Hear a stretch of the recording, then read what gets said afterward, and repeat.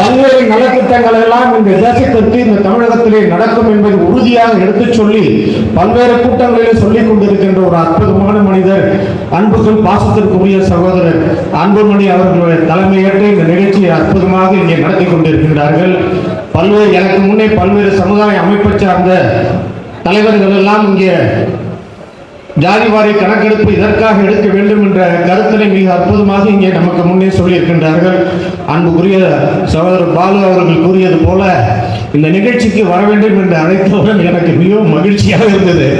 ஏனென்றால் இது சிதம்பரத்தில் நடக்கக்கூடிய நிகழ்ச்சி, அதுவும் நம்முடைய அன்புக்குரிய சகோதரர் அவருடைய தலைமையில் நடக்கக்கூடிய ஒரு நிகழ்ச்சி.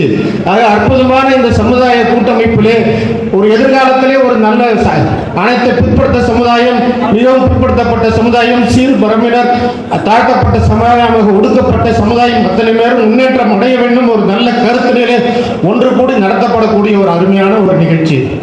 இதை போய் நான் மிஸ் பண்ணோம்னா இதை போய் எப்படி நான் முடியாது என்று சொல்ல முடியும். ஆகவே அன்புடன் தோழமையை ஏற்று நட்புடன் வருகை தந்திருக்கின்றேன். இது எனக்கு இரண்டாவது பாட்டாளி மக்கள் கட்சியுடைய கூட்டம். இதற்கு முன்னோடி நடந்திருக்கின்றது. இதற்கு முன் ஒரு கூட்டம் நடந்திருக்கின்றது. நான் சிதம்பரம் சட்டமன்ற தொகுதியில் போட்டியிட்டேன். அப்பொழுது எல்லாம் என்னிடம் சொன்னார்கள், போய் சிதம்பரத்தில் நிற்கிறீங்க, வன்னியர் சமுதாயம் உங்களுக்கு ஓட்டு போட மாட்டார்கள், இங்கேயே போய் நிற்கிறீர்கள் என்று சொன்னார்கள். நான் சொன்னேன், இல்லை நம்ம போய் டாக்டர் ஐயா பார்ப்போம் அப்படின்னு சொல்லிட்டு எனக்கு இந்த சீட்டு நான் கேட்கல. நான் கேட்டது தென் மாவட்டங்களை கேட்டேன்.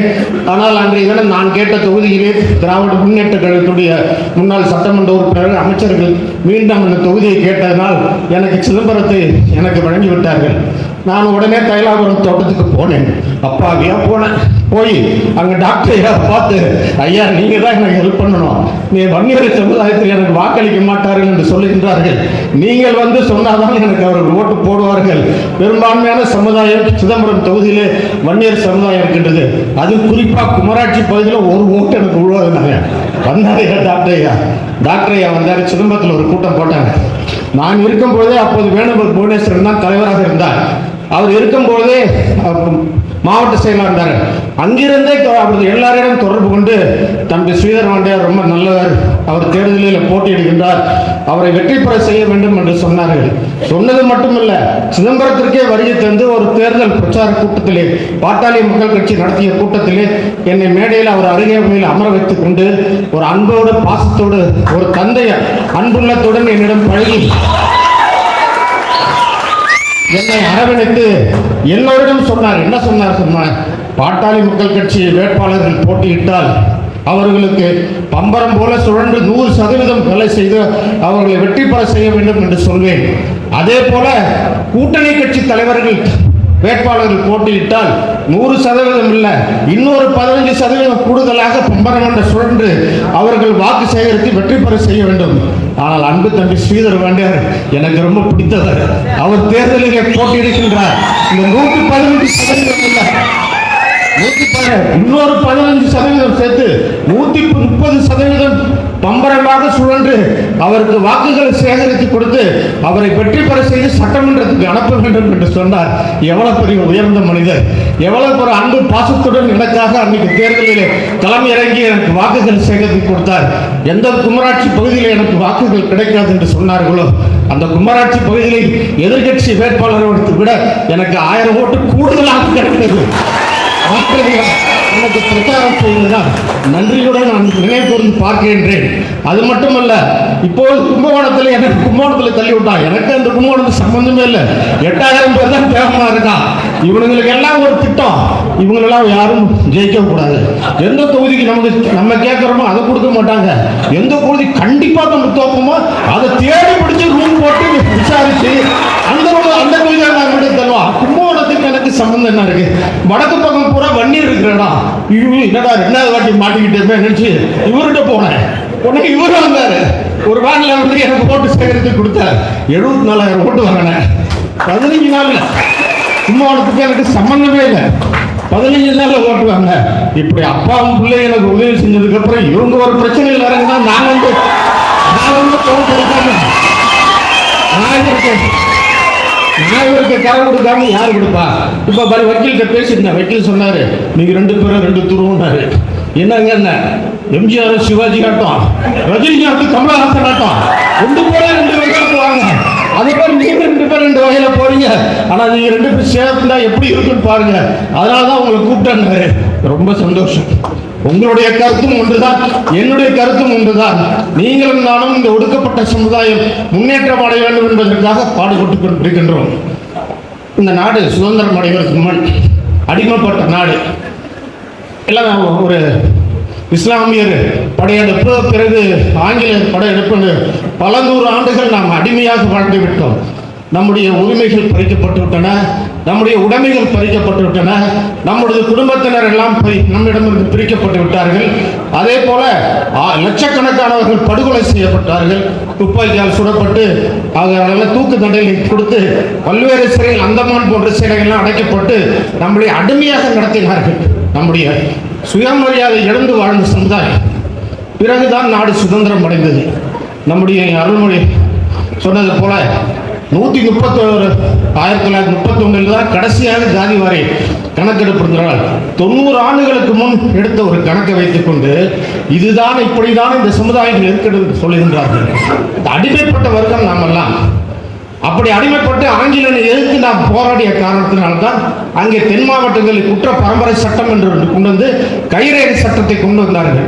அந்த கைரேகை சட்டம் என்று சொன்னால் மாலை 6 மணிக்கு அந்த கிராமத்தில் இருக்கக்கூடிய ஆண்மகன்கள் அத்தனை பேரும் அந்த சாவடியில் ஊர் முக்கிய இடத்துல கூடி அங்கே அந்த கைரேகையை பதிவு செய்துவிட்டு அங்கே இரவெல்லாம் தங்கிவிட்டு காலையில் தான் வீட்டுக்கு போக முடியும்.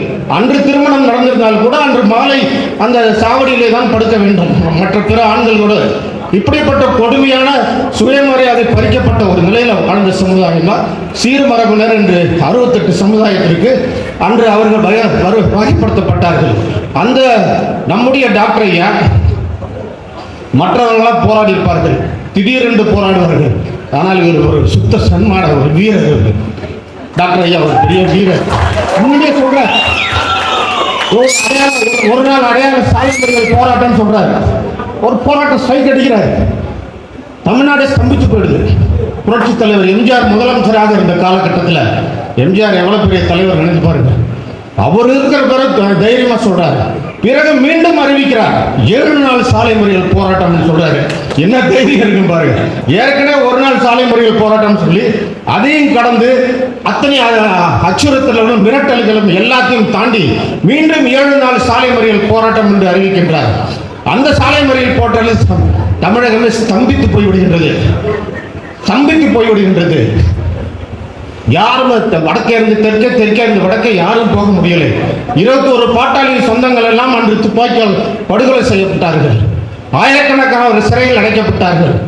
உலகமே ஆச்சரியத்தில் இப்படி ஒரு தலைவரா, இப்படி ஒரு கட்டுப்பாக்கான ஒரு கூட்டத்தை வைத்துக் கொண்டு இப்படி ஒரு பிரமாதமான ஒரு போராட்டத்தை நடத்தி தன் சமுதாயத்தாக பாடுபடக்கூடிய ஒரு உத்தம தலைவராக இருக்கின்றாரே என்று டாக்டர் ஐயா அத்தனை பேரும் ஆச்சரியத்தில் பார்க்கக்கூடிய ஒரு நிலையை உருவாக்கினார்.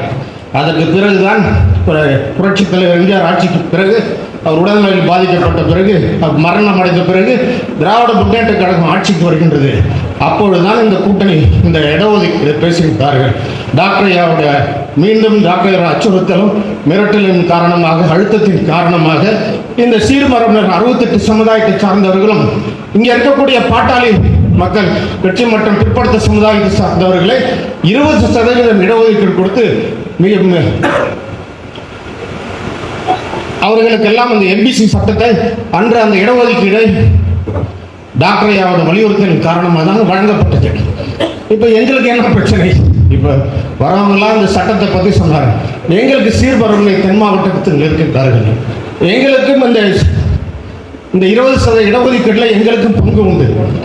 அதை எங்களை பொறுத்தவரை என்னன்னா, இந்த இது காவேரி டெல்டா பாசன பகுதியிலும் நான் முக்குலத்தர் சமுதாயத்தை சார்ந்தவன்.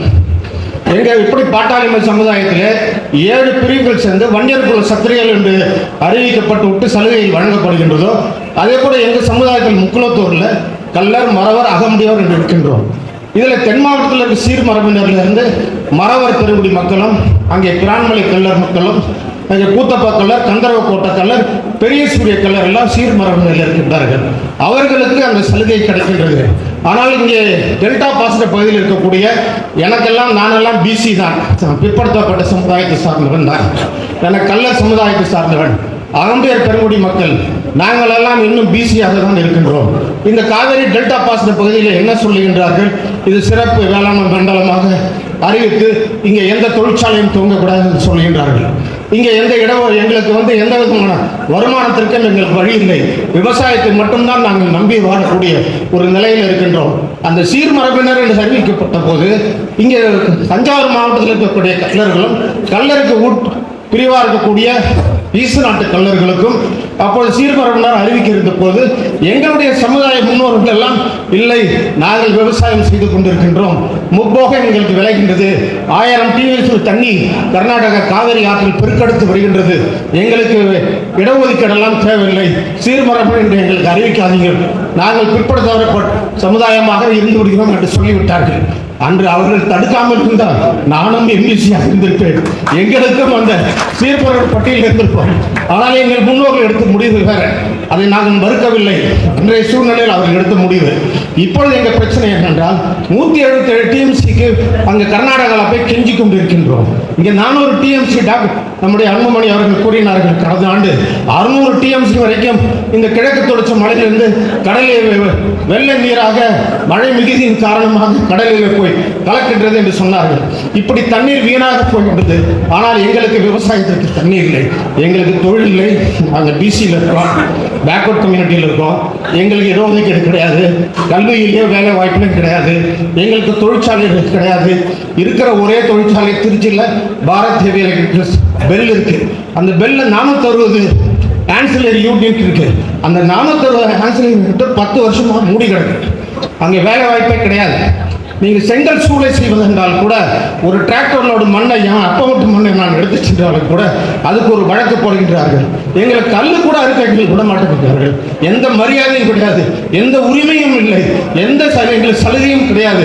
நாங்கள் பிற்படுத்தப்பட்ட சமுதாயமாக இருக்கின்றோம். ஆகவே தான் எங்களுக்கு இது போல நிலையிலிருந்து மாற வேண்டும் என்றால் ஜாதி வாரியாக நீங்கள் கணக்கெடுக்க வேண்டும். ஜாதி வாரியாக எப்பொழுது கணக்கெடுக்கிறீர்களோ அப்போதான் எங்களுக்கும் எங்கள் சமுதாயத்திற்கு எங்கள் சமுதாயம் ஒட்டுமொத்த தமிழகத்தில் இருக்கக்கூடிய மக்களுடைய ஜாதி வாரி கணக்கெடுத்தால் தான் அந்த விகிதாச்சாரப்படி அவர்களுடைய சலுகைகள் கிடைக்க வாய்ப்பு இருக்கும். நாங்கள் போய் பிசியிலிருந்து எம்பிசி வேண்டும் என்று சொன்னால் 20% எம்பிசியில் போய் நாங்கள் போய் நுழைய முடியாது. அது கூடுதலாக கொடுவோம்னா உச்ச நீதிமன்றம் கொடுக்க மாட்டோம். இப்படி பல்வேறு பிரச்சனைகள். அப்ப இந்த பிரச்சனையை தீர்ப்பதற்கு ஒரே ஒரு வழிதான், ஜாதி வாரியாக கணக்கெடுத்தால் தான் சமூக நீதி கிடைக்கும் என்ற காரணத்தினால் தான் டாக்டர் அவர்கள் இந்த அற்புதமான அருமையான நிகழ்ச்சியை தொடர்ந்து நடத்தி கொண்டிருக்கின்றார். இவர் கூட சொன்னார், நீங்க எல்லாம் போராடி வருகிறீங்க. நான் எந்த தேவர் சிலை இவர் சொன்னாரோ அதே தேவர் சிலையிலே ஒரு 3 ஆண்டுகளுக்கு முன் அவர் அதிமுக ஆட்சியிலே ஜாதி வாரியாக கணக்கெடுக்க வேண்டும் என்று சாகும் வரை உண்ணாவிரதம் இருக்கின்றேன் சொல்லி 72 மணி நேரம் தொடர்ந்து உண்ணாவிரதம் இருந்தேன். அன்றைய அரசு முதலமைச்சர் மற்றும் அமைச்சர் பெருமக்கள் எல்லாம் என்னிடம் பேசி நீங்கள் உண்ணாவிரதம் கைவிட்டு விடுங்கள், நாங்கள் அதுக்கான முயற்சிகள் எடுக்கின்றோம் என்று சொன்னார்கள். அதோடு அந்த ஆட்சி போய்விட்டது. அடுத்த ஆட்சி விட்டது. எல்லாரும் என்ன சொல்றாங்க, மிகப்பெரிய இந்திய வரலாறுல மிகப்பெரிய சாதனையை படைத்து விட்டார். யார் படைத்தார்? பீகார் முதலமைச்சர் படைத்து விட்டார். எந்த முதலமைச்சருக்கும் இல்லாத தைரியம் ஜாதி வாரியாக கணக்கெடுத்து அவருக்கென்று ஒரு இடத்தை பெற்றுவிட்டார் அந்த பீகார் முதலமைச்சர். இப்போ இந்த இடஒதுக்கீடெல்லாம் நமக்கு டாக்டர் போராடி டாக்டர் கலைஞர் அவர்கள் கொடுத்திருக்கிறார்கள். 20% எம்பிசிக்கு மிகவும் பிற்படுத்தப்பட்ட சமுதாயத்திற்கு இடஒதுக்கீடு கொடுத்தார்கள். பிறகு என்ன செய்தார்? அந்த தாழ்த்தப்பட்ட சமுதாயத்திற்கு அருந்ததியருக்கு ஒரு 3% வழங்கினார். அப்புறம் பிற்படுத்தப்பட்ட சமுதாயத்தில் 3% இந்த இஸ்லாமியர்களுக்கு வழங்கினார்கள். இந்த இடஒதுக்கீடு எல்லாம் துணிச்சலாக தைரியமாக நமக்கு பிடித்ததோ பிடிக்கவில்லையோ, ஆனால் கலைஞர் முதலமைச்சராக இருக்கும் போது இவர் எடுத்த துணிச்சலான முடிவுகள் இந்த முடிவுகள். அவருக்கு போய் நீங்க பிறந்திருக்கின்றீர்கள், தமிழகத்தினுடைய முதலமைச்சராக இருக்கின்றீர்கள். உங்களுக்கு ஏன் ஐயா பயம்? உங்களுக்கு ஏன் அச்சம்? உங்கள் தந்தையை போல தைரியமாக வீரமாக இருந்து இந்த ஒரு இடஒதுக்கீடு வழங்கிவிட்டு தமிழகத்தினுடைய ஆட்சி அதிகாரத்தில் இருந்த முதலமைச்சர் இது போல ஜாதி வாரியாக கணக்கெடுக்கிறது, எல்லாருக்கும் சலுகை வழங்கினாங்க, நல்ல பேரை வாங்கலாம். நீங்கள் இறைவனுடைய பக்தராக இல்லாமல் இருக்கலாம், உங்களுக்கு இறைவன் மேல ஈடுபாடு இல்லாமல் இருக்கலாம். ஆனால் அந்த கடவுள் உங்களுக்கு ஒரு அற்புதமான வாய்ப்பை கொடுத்திருக்கின்றார். இதை விட ஒரு நல்ல வாய்ப்பு உங்களுக்கு கிடைக்காது. நீங்கள் மட்டும் இப்பொழுது ஜாதி வாரியாக கணக்கெடுப்பீர்கள் ஆனால் நீங்கள் உச்சத்தில் போய்விடுவீர்கள். உங்களுக்கு மிகப்பெரிய பேரு புகழ் கிடைக்கும்.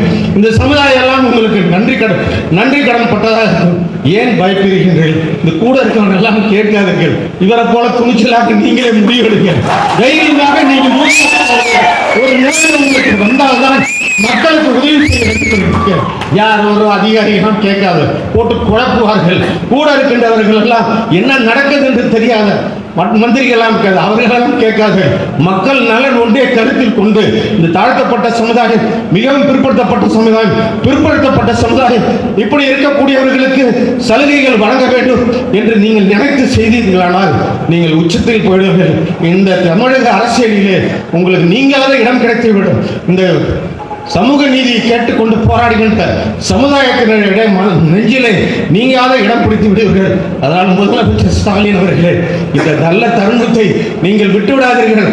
இன்னும் பார்லிமெண்ட் எலெக்ஷனை கூடிய விரைவில் அறிவித்து விடுவார்கள் என்று சொல்கின்றார்கள். அதனால எங்களுக்கெல்லாம் தெரிஞ்சு இந்த ராமர் கோயில் இன்னும் குடமுழுக்கு விழா 22ஆம் தேதி இருக்கு. 22ஆம் தேதி வரைக்கும் உங்களுக்கு டைம் இருக்கும். அந்த குடமுழுக்கு முடித்து விட்டால் உடனே எலெக்ஷன் அனௌன்ஸ் பண்ணா எலெக்ஷன் முடிவு பார்த்துக்கலாம் சொல்லிடாதீங்க.